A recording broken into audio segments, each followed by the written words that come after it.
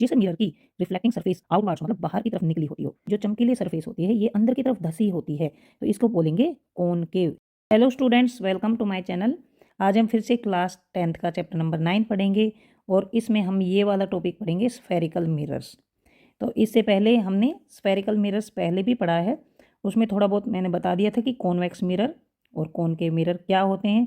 अब हम डिटेल में इनके बारे में पढ़ेंगे। इससे पहले वाले टॉपिक्स हमने पहले वाली वीडियोज में कवर कर लिए हैं, जिनका लिंक डिस्क्रिप्शन बॉक्स में दिया हुआ है, वहाँ से आप पहले वाले वीडियोज़ देख सकते हैं और चैप्टर की स्टार्टिंग आप इजीली समझ सकते हैं। तो ये वाला टॉपिक हम शुरू करते हैं। The reflecting surfaces of spherical mirrors में बी कर्व्ड इनवर्ड्स और आउटवर्ड्स। तो देखिए हमने ये पढ़ा था कि जिस मिरर की रिफ्लेक्टिंग सरफेस आउटवर्ड्स हो मतलब बाहर की तरफ निकली होती हो, चमकीली सरफेस, जैसे मान लीजिए हम एक मिरर में अपना चेहरा देखते हैं तो वो चमकीला दिखता है, तो उसकी चमकीली सरफेस हमारे फेस की तरफ होती है, तो वो वाली चमकीली सरफेस। देखिए प्लेन मिरर में तो प्लेन रहती है, बाहर की तरफ निकली या अंदर की तरफ धसी नहीं होती है, लेकिन स्फेरिकल मिरर्स में जो चमकीली सरफेस यानी साइनी सरफेस, रिफ्लेक्टिंग सरफेस या तो बाहर की तरफ निकली होती है या फिर अंदर की तरफ धसी होती है। तो ऐसा मिरर जिसकी रिफ्लेक्टिंग सरफेस बाहर की तरफ निकली होती है उसको कॉन्वेक्स मिरर बोलते हैं। और जिस मिरर की साइनी सरफेस अंदर की तरफ धसी होती है, मतलब यहाँ से पॉलिश की होती है, पेंट क्या होता है बैक साइड में, और यहाँ से अगर हम देखेंगे तो यहाँ से चमकीला दिखेगा, तो ये जो चमकीली सरफेस होती है ये अंदर की तरफ धसी होती है, तो इसको बोलेंगे कॉनकेव। कॉनकेव बोलते हैं। तो देखिए केव की तरह होता है, गुफा की तरह, गुफा भी ऐसी बनती है और ये कॉनकेव मिरर भी अंदर की तरफ धसा होता है। तो ये आपको डिफरेंस समझ आ गया, कॉनकेव मिरर और कॉन्वेक्स मिरर। अब हम थोड़ा सा इनके बारे में और पढ़ लेते हैं। Spherical mirror whose reflecting surface is curved inwards that is faces towards the centre of the sphere is called concave mirror. अब देखिए इसका मीनिंग क्या हुआ, faces towards the centre of the sphere. पहले वाले टॉपिक में मैंने समझाया था कि जो मिरर्स होते हैं वो किसी स्फीयर के पार्ट से ही बनाए जाते हैं। एक कांच का स्फीयर होता है, ये मान लीजिए एक स्फीयर है जो गोला होता है, वो ये मतलब अंदर से खोखला है, मतलब भरा हुआ नहीं है, और ये कांच का बना हुआ है, ग्लास का। अब इसमें देखिए यहाँ पर सेंटर है, ये इस स्फीयर का सेंटर है, और मैंने पहले ही समझाया था कि जो मिरर्स होते हैं वो किसी स्फीयर का ही हिस्सा होते हैं, स्फीयर में से काटे जाते हैं और फिर उनके ऊपर सिल्वर की कोटिंग कर दी जाती है और पेंट कर दिया जाता है। तो उसमें जो शाइनी सरफेस होती है वो या तो बाहर की तरफ उभरी होती है या अंदर की तरफ धसी होती है। तो इसमें देखिए यहाँ से अगर हम काटते हैं ऐसे, यहाँ से अगर हम काटते हैं तो इसका सेंटर क्या हुआ, इस वाली सरफेस का, इस वाली का, इसका सेंटर क्या हुआ, ये हुआ। अब देखिए मान लीजिए हमारे पास ये वाला हिस्सा ऐसे आ गया है और इसका सेंटर है ये, इसको हमने बाहर से इसकी कोटिंग कर दी है, बाहर से इसको पॉलिश कर दिया है, तो इसकी जो साइनी सरफेस है ये होगी इस तरफ, ये साइनी सरफेस है। तो जिस साइनी सरफेस में स्फीयर का सेंटर अंदर की तरफ हो वो होता है कॉनकेव मिरर। तो यहाँ पर देखिए a spherical mirror whose reflecting surface is curved inwards, मतलब रिफ्लेक्टिंग सरफेस जो है वो इनवर्ड्स है, अंदर की तरफ है ये वाली, that the face is towards the centre of the sphere, और यहाँ पर स्फीयर का सेंटर है, is called a concave mirror. तो ये लाइन समझ आ गया आपको। A spherical mirror whose reflecting surface is curved outwards, और जिसकी रिफ्लेक्टिंग सरफेस बाहर की तरफ उभरी होती है उसे कॉन्वेक्स मिरर कहा जाता है। अब मान लीजिए इस वाले पार्ट को हम ऐसे पेंट करते, ये वाला मान लीजिए पार्ट ऐसे है और इसको पेंट करते हैं हम अंदर की तरफ से, यहाँ से पेंट करते हैं ऐसे ऐसे, तो इसकी जो साइनी सरफेस है वो बाहर की तरफ है यहाँ पर। अब इसका जो सेंटर है वो अंदर रह गया है, बाहर की तरफ नहीं है। तो जिस कर्व्ड सरफेस की साइनी सरफेस सेंटर से अपोजिट साइड में होती है, क्योंकि यहाँ पर सेंटर है और साइनी सरफेस है ये, साइनी सरफेस यानी रिफ्लेक्टिंग सरफेस है ये, तो ये इस सेंटर से अपोजिट साइड में है तो वो हो गया कॉन्वेक्स मिरर। यहाँ पर देखिए ये दिखा रखे हैं, ये है कॉनकेव मिरर और ये है कॉन्वेक्स मिरर। यहाँ पर इस तरफ से पॉलिश है और इसकी रिफ्लेक्टिंग सरफेस है ये, और यहाँ पर इस तरफ से पॉलिश है और इसकी रिफ्लेक्टिंग सरफेस है ये कॉन्वेक्स मिरर, ये है concave mirror. You may now understand that the surface of spoon curved inwards can be approximated to the concave mirror and the surface of the spoon bulged outwards can be approximated to the convex mirror। तो हमने जो spoon देखी थी, चम्मच देखी थी, उसमें हमने इस तरह से देखा था। मान लीजिए ये स्पून है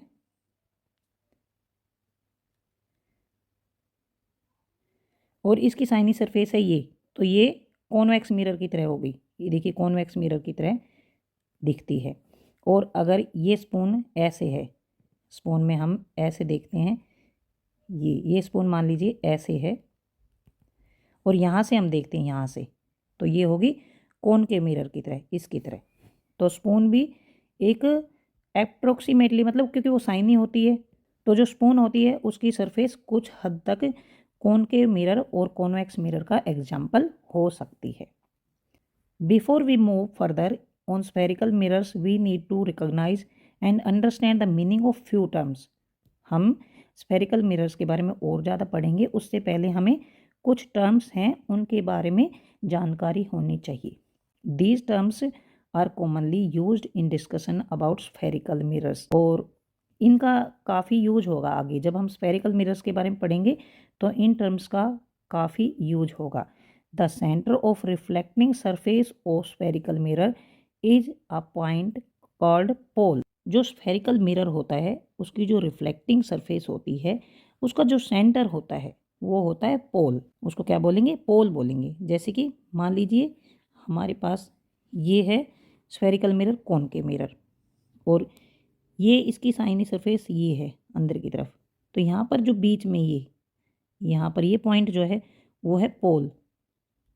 इसी तरह से यहाँ पर जो पॉइंट है ये हो गया इसका pole. It lies on the surface of the mirror. ये मिरर की सरफेस पर मानते हैं हम इसको, इस पॉइंट को।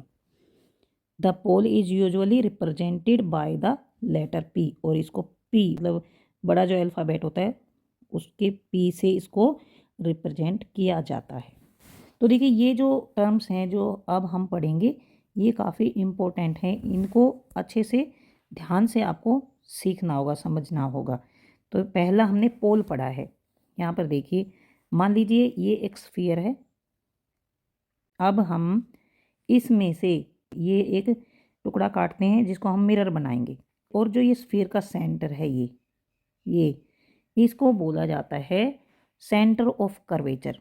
The reflecting surface of a spherical mirror forms a part of sphere। This sphere has a center। This point is called center of curvature of spherical mirror। center of curvature बोला जाता है इसको, और इसको हम लिखेंगे C से, center of curvature। ये हो गया center of curvature। और जो मिरर ये जो है ये मिरर, इसके जो बीच का पॉइंट बिल्कुल होता है इसको बोला जाता है पोल। जो इस मिरर का बिल्कुल सेंटर होता है इसको पोल बोला जाता है।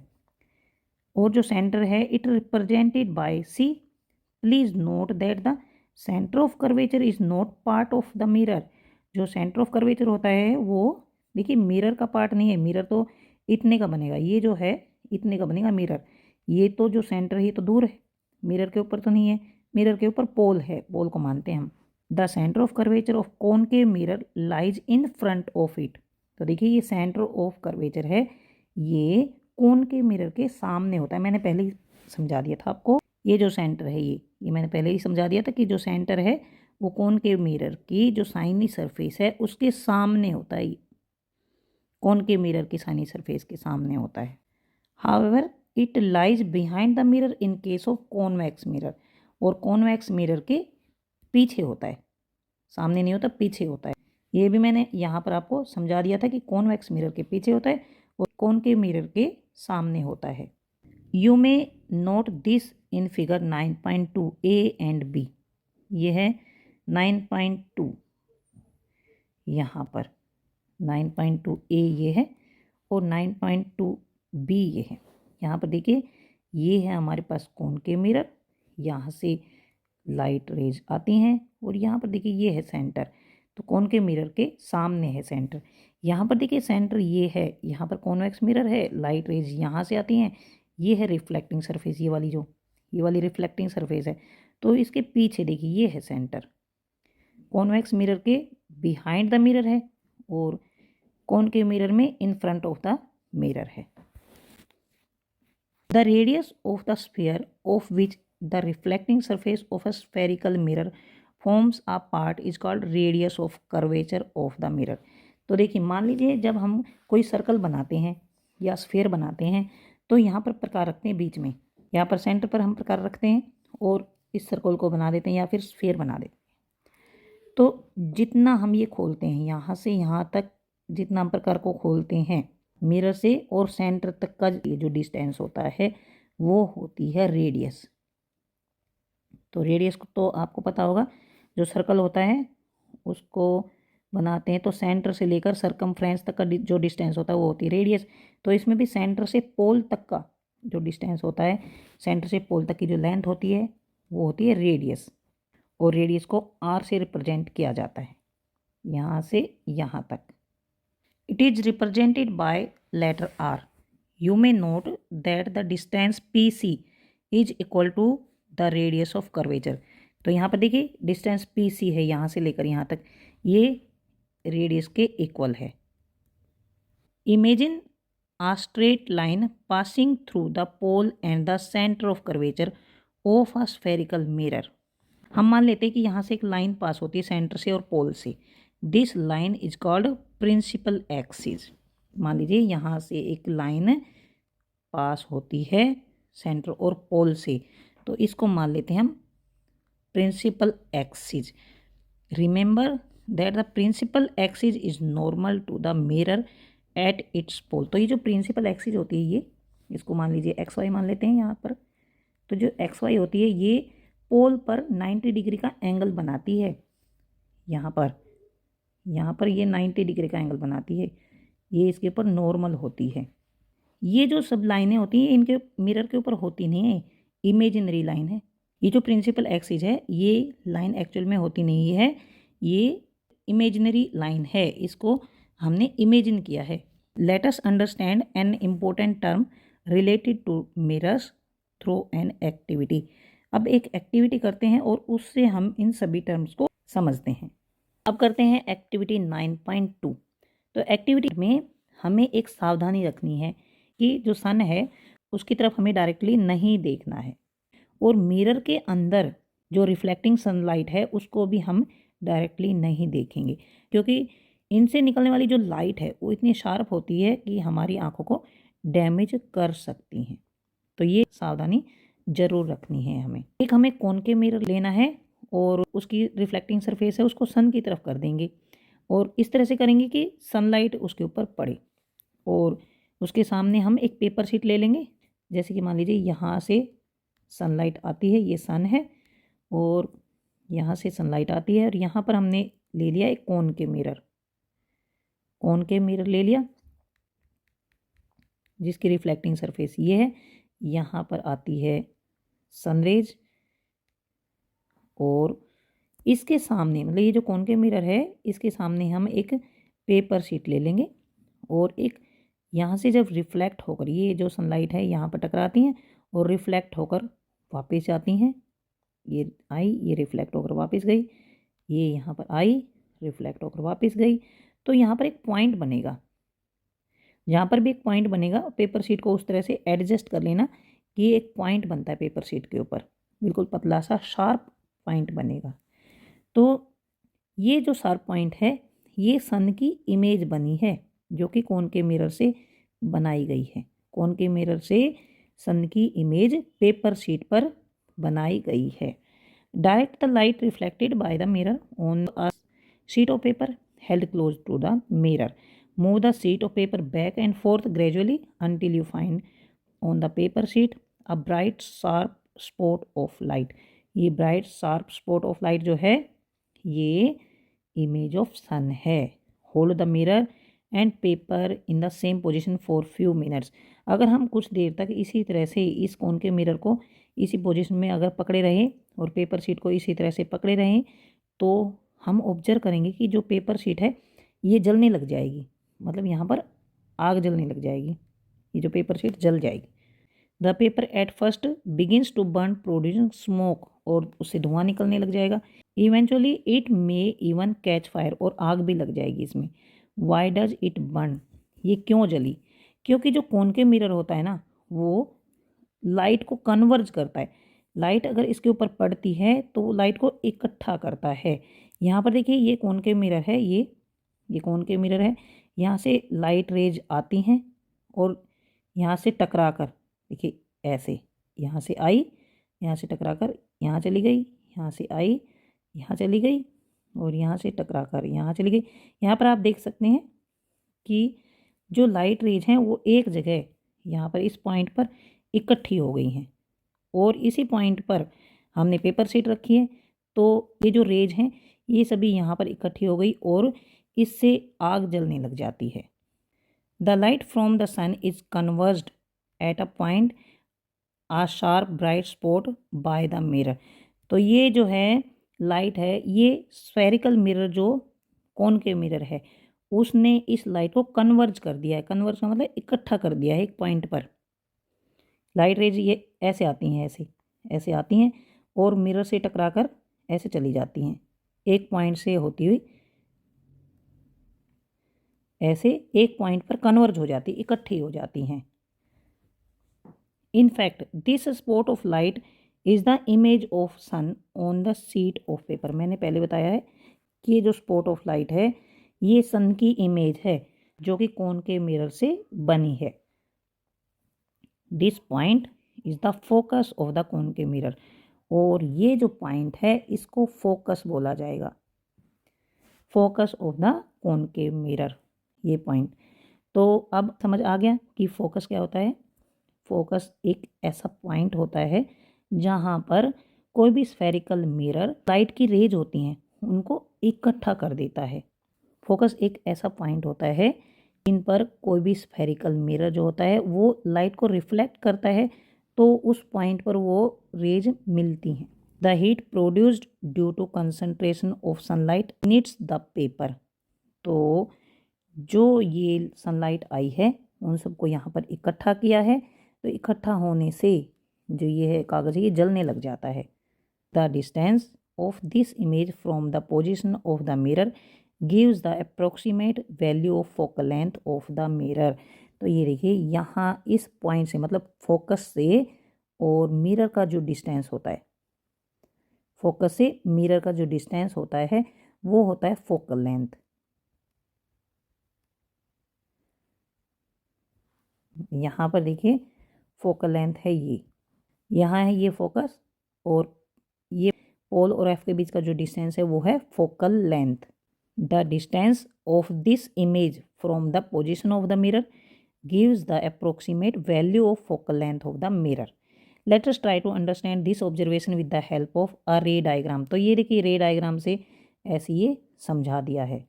ऑब्जर्व 9.2 क्लोजली, इसको ध्यान से देखेंगे 9.2 ए को। A number of rays parallel to the principal axis are falling on concave mirror। यहाँ पर देखिए ये प्रिंसिपल एक्सिस है, ये जो कि सेंटर और पोल से पास होता हुआ माना जाता है। अब यहाँ से ये पैरेलल रेज आती हैं, इसके पैरेलल प्रिंसिपल एक्सिस के पैरेलल आती हैं रेज और इस मिरर से टकराई और यहाँ से ये रिफ्लेक्ट होकर चली गई। अब एक और रे यहाँ से मानते हैं और इससे मिरर से टकराई और यहाँ से होती हुई चली गई, रिफ्लेक्ट होकर चली गई। अब यहाँ से भी एक रे मानते हैं सेंटर से होती हुई प्रिंसिपल एक्सिस से जाती हुई और यहीं से टकराई और वापस इसी पाथ से आ गई। अब यहाँ से भी ये गई और इससे टकराकर ये वापस चली गई, यहाँ से ये आई और इससे टकराकर ये वापस चली गई। तो देखिए सारी जो रिफ्लेक्टेड रेज हैं वो कहाँ मिलती हैं, एफ पर मिलती हैं, यहाँ पर एफ पर मिलती है। तो जो ये एफ और पी P और F के बीच का डिस्टेंस हो गया फोकल लेंथ। और यहाँ पर जो इमेज बनती है, इस फोकस पर जो इमेज बनती है वो उस ऑब्जेक्ट की इमेज होती है जहाँ से रेज आती हैं। और देखिए ये जो है सेंटर ऑफ कर्वेचर है, ये सेंटर ऑफ कर्वेचर है, तो ये देखिए P और C ये है रेडियस। तो जो फोकल लेंथ होती है, फोकल लेंथ वो रेडियस के बिल्कुल बीच में होती है, मतलब रेडियस की आधी होती है। फोकल लेंथ होगी PF, PF जो होती है वो PC की आधी होती है। Observe the reflected rays, they are all meeting intersecting at a point on the principal axis of the mirror.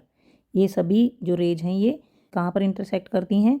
Eight a point on principal axis of the mirror, यहाँ पर इस पॉइंट पर।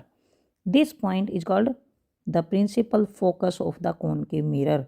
इस पॉइंट को F को principal focus माना जाता है।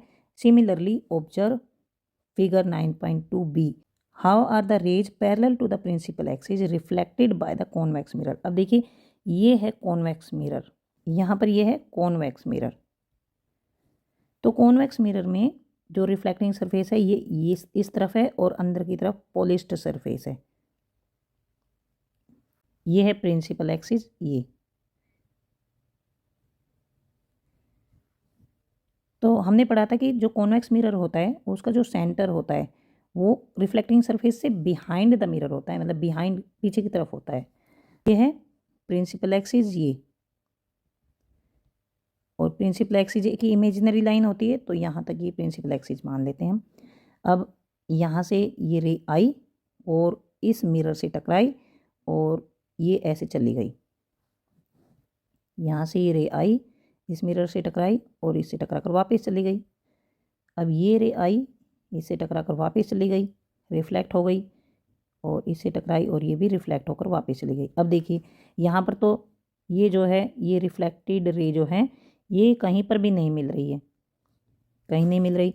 तो कहीं नहीं मिल रही इसका मतलब अगर इसके सामने हम कोई ऑब्जेक्ट रखते हैं, जैसे कि मान लीजिए ये ऑब्जेक्ट है AB, मान लीजिए इसके सामने हम कोई ऑब्जेक्ट रखते हैं तो फिर इसकी इमेज कहाँ बनेगी, मतलब इसके अंदर इमेज बनेगी या नहीं बनेगी, कुछ दिखाई देगा या नहीं दिखाई देगा। इसमें जो है कॉनकेव मिरर में इसके सामने इमेज बनती है। ये फोकस जो है, फोकस पॉइंट इसके सामने है, उसमें इमेज यहाँ पर बनती है सामने। कॉनकेव मिरर की जो रिफ्लेक्टिंग सरफेस है उसके सामने, इन फ्रंट ऑफ रिफ्लेक्टिंग सरफेस। लेकिन जो कॉन्वेक्स मिरर है उसमें तो यहाँ पर कोई भी इमेज नहीं बन रही है। जो रिफ्लेक्टेड रेज हैं वो तो बिखर गई हैं, कहीं एक पॉइंट पर नहीं मिल रही हैं। तो फिर कैसे होगा? अगर हम इस मिरर के अंदर देखते हैं तो यहाँ पर हमें एक पॉइंट दिखता है, यहाँ पर पॉइंट दिखता है और उस पर हमें ये रेज जो हैं ये मिलती हुई दिखाई देती हैं, ऐसे मिलती हुई दिखाई देती हैं इस पॉइंट पर। इसका मतलब जो कॉन्वेक्स मिरर होता है उसमें जो इमेज बनती है वो बिहाइंड द मिरर बनती है, मतलब जो मिरर होता है उसके अंदर बनती है, उसको बोलते हैं behind the mirror. Convex mirror में बिहाइंड द मिरर इमेज बनती है। तो देखिए यहाँ पर ये आपको क्लियर हो गया होगा कि इन फ्रंट ऑफ मिरर क्यों बनती है और बिहाइंड द मिरर क्यों बनती है, क्योंकि यहाँ पर ये जो लाइट रेज हैं ये इसने डाइवर्ज कर दी हैं, बिखेर दी हैं, और यहाँ पर ये जो लाइट रेज हैं कॉनकेव मिरर ने कन्वर्ज कर दी हैं। कॉनकेव मिरर जो होता है वो कन्वर्जिंग मिरर होता है, कॉनकेव मिरर कन्वर्जिंग मिरर होता है, और जो कॉन्वेक्स मिरर होता है वो डाइवर्जिंग मिरर होता है। तो यहाँ पर हम लिखेंगे कॉनकेव मिरर कन्वर्जिंग और कॉन्वेक्स मिरर डाइवर्जिंग। मतलब जो ये वाला मिरर है कॉनकेव, ये लाइट रेज को इकट्ठा कर देता है। अब देखिए इसको समझिए, मान लीजिए हमारे पास ये कॉनकेव मिरर है, ये ऐसे है कॉनकेव मिरर, यूँ इस तरफ पॉलिश है और यहाँ से साइनी सरफेस है, और कॉन्वेक्स मिरर हमारे पास है ऐसे, क्योंकि बाहर की तरफ उभरा होता है, यहाँ पर पॉलिश है, ये साइनी सरफेस है ये वाली। अब अगर हम इसके अंदर पानी डालेंगे तो देखिए इसके अंदर पानी इकट्ठा हो जाएगा, यहाँ पर भर जाएगा, लेकिन कॉन्वेक्स मिरर से पानी जो है वो बिखर जाएगा। तो यहाँ से आप समझ सकते हैं डाइवर्जिंग का मतलब होता है बिखेरना, मतलब बिखर जाना, और कन्वर्जिंग का मतलब होता है इकट्ठा होना। तो इसी तरह से अगर लाइट रेज आती हैं तो वो एक पॉइंट पर मिलती हैं इसमें और इकट्ठा हो जाती हैं, तो इसलिए इसको कन्वर्जिंग बोला जाता है। और यहाँ पर अगर लाइट रेज आती हैं तो ऐसे बिखर जाती हैं, ऐसे ही। तो ये होता है डाइवर्जिंग मिरर। आगे पढ़ते हैं। The reflected rays appear to come from a point on the principal axis. जो रिफ्लेक्टेड रेज हैं वो एक पॉइंट है प्रिंसिपल एक्सिस पर, वहाँ से आती हुई महसूस होती है, अपीयर होती है, मतलब दिखाई पड़ती हैं। तो देखिए प्रिंसिपल एक्सिस पर ये पॉइंट है जहाँ पर ये रेज मिलती हुई दिखाई देती हैं और ऐसा लगता है ये रेज यहाँ से बाहर की तरफ आती हैं, यहाँ से रिफ्लेक्ट होकर आती हैं, ऐसा महसूस होता है ये। तो ये जो पॉइंट है ये है principal focus of convex mirror. This point is called the principal focus of convex mirror. The principal focus is represented by the letter F. The distance between the pole and the principal focus of a spherical mirror is called the focal length. It is represented by letter F. Focal length जो होती है उसको F से represent किया जाता है और focus point को बड़े F से रिप्रेजेंट किया जाता है। तो ये मैंने अच्छी तरह से पहले भी समझा दिया था कि distance between the pole and the principal focus of a spherical mirror is called focal length. Distance between pole and the principal focus of a spherical mirror is called focal length. It is represented by letter F. यहाँ पर देखिए principal focus है ये और पोल है ये, और ये जो डिस्टेंस है PF ये है फोकल लेंथ, और ये जो F है ये है फोकस पॉइंट। यहाँ पर मैंने ये बता दिया था जो PF है ये है फोकल लेंथ, और ये जो है सेंटर से पोल तक का जो डिस्टेंस वो है रेडियस। तो फोकल लेंथ जो होती है वो रेडियस की हाफ होती है, जो F जो होती है वो रेडियस की हाफ होती है। The reflecting surface of a spherical mirror is by and large spherical.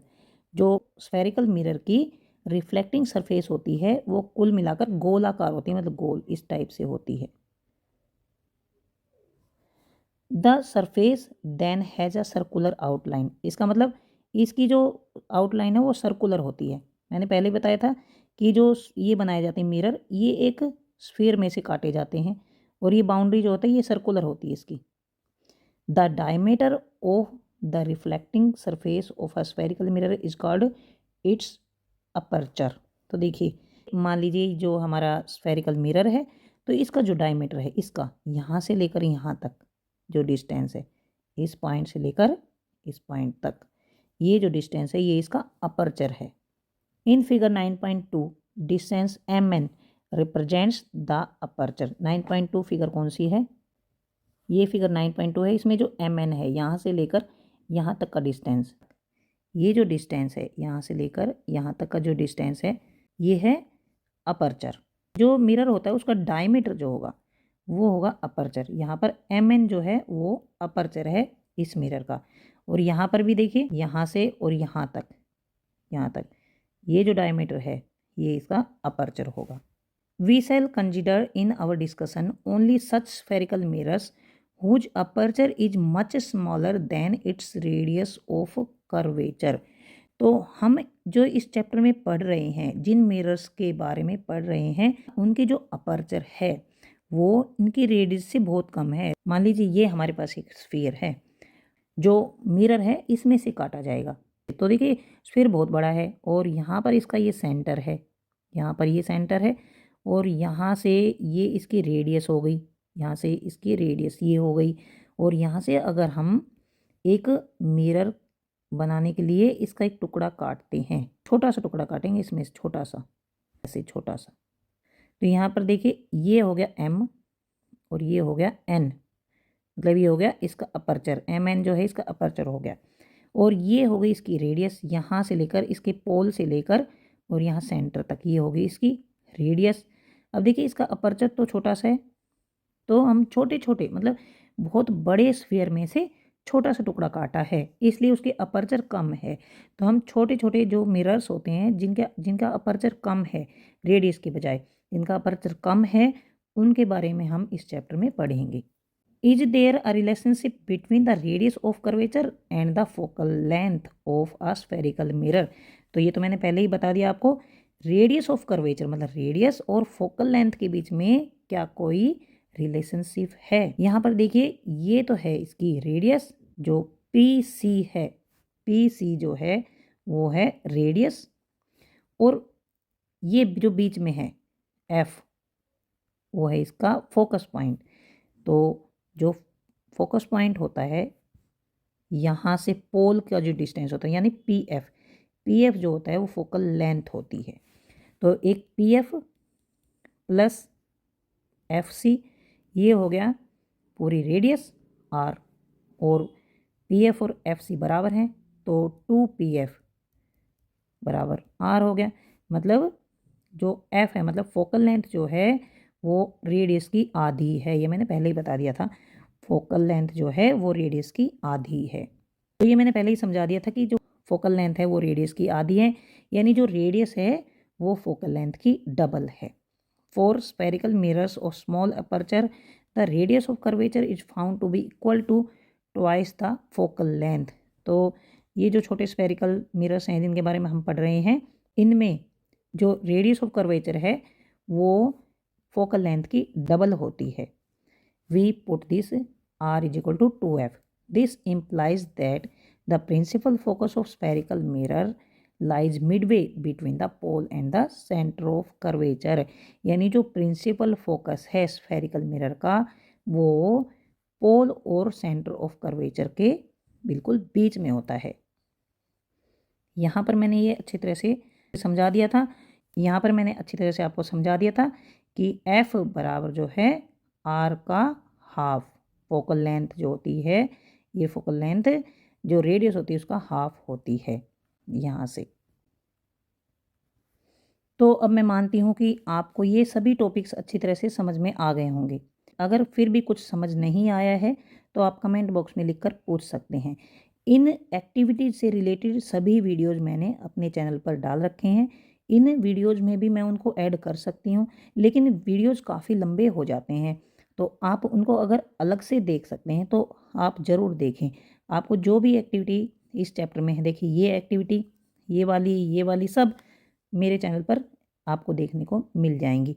तो यहाँ तक आपको अच्छी तरह से समझ में आ गया होगा और कुछ आपको एक्टिविटीज़ देखकर समझ में आ जाएगा। तो अगर आपको समझ आ गया है प्लीज़ चैनल को सब्सक्राइब करें, अपने दोस्तों को शेयर करें, लाइक करें। Thanks for watching.